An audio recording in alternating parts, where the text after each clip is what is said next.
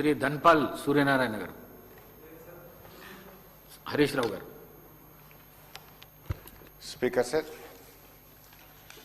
ఆనాడు బీఆర్ఎస్ ప్రభుత్వం ఐటీని హైదరాబాద్కే కాకుండా 2 టైర్ పట్టణాలకు కూడా ఐటీ సేవలు విస్తరించాలని, జిల్లాల్లో నిరుద్యోగ యువతకు అక్కడే ఉద్యోగాలు ఇప్పించాలని నాటి బీఆర్ఎస్ ప్రభుత్వం వరంగల్, ఖమ్మం, నిజామాబాద్, మహబూబ్ నగర్, కరీంనగర్, ఆదిలాబాద్, సిద్దిపేట్ ఇలా అనేక 2 టైర్ పట్టణాల్లో కూడా ఐటీ సేవలు విస్తరించాలని ఐటీ టవర్స్ నిర్మించడం జరిగింది. ఆ రోజుల్లో కొన్ని వేలాది మందికి ఆయా జిల్లాల్లో స్థానిక యువతకు స్థానికంగా ఉద్యోగ అవకాశాలు కల్పించే ప్రయత్నం చేశాం.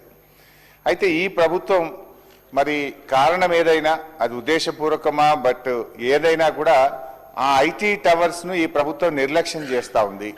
నిర్లక్ష్యం చేయడం వల్ల గతంలో వచ్చిన కంపెనీలు కొన్ని వెనక్కు వెళ్ళిపోతున్నమాట వాస్తవమా?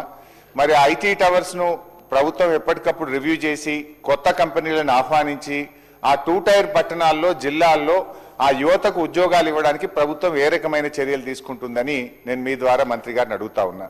ముఖ్యంగా నా నియోజకవర్గం సిద్దిపేటలో ఉండేటువంటి ఐటీ టవర్లో ఆ రోజు 18 కంపెనీలు పనిచేస్తే ఈరోజు ఈ ప్రభుత్వం వచ్చిన తర్వాత 7 కంపెనీలు వెళ్ళిపోయి కేవలం 11 కంపెనీలు మాత్రమే పనిచేస్తూ ఉన్నాయి.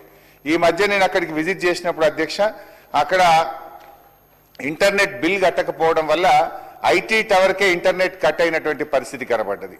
అదేవిధంగా అక్కడ పనిచేసే ఏజెన్సీస్కు అవుట్సోర్సింగ్ ఏజెన్సీస్ ఏదైతే మెయింటెనెన్స్ వాళ్ళు ఉన్నారో వాళ్ళకు డబ్బులు విడుదల చేయకపోవడం వల్ల ఐటీ టవర్లో పనిచేసే సెక్యూరిటీ, స్వీపర్స్, లిఫ్ట్ బాయ్స్ వారికి కూడా ఈ 4 నెలల నుంచి ఇప్పటికి కూడా జీతాలు రానటువంటి పరిస్థితి ఉంది అధ్యక్ష.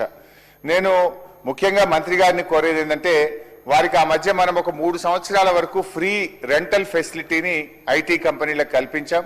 ఇప్పుడిప్పుడే ఆ కంపెనీలు స్టెబిలైజ్ అవుతా ఉన్నాయి. ఆ కంపెనీలు మరో 3 సంవత్సరాలు ఫ్రీ రెంటల్ ఫెసిలిటీని కొనసాగించాలని చెప్పి కోరుతా ఉన్నారు. ఇది మీ దృష్టికి వచ్చిందా?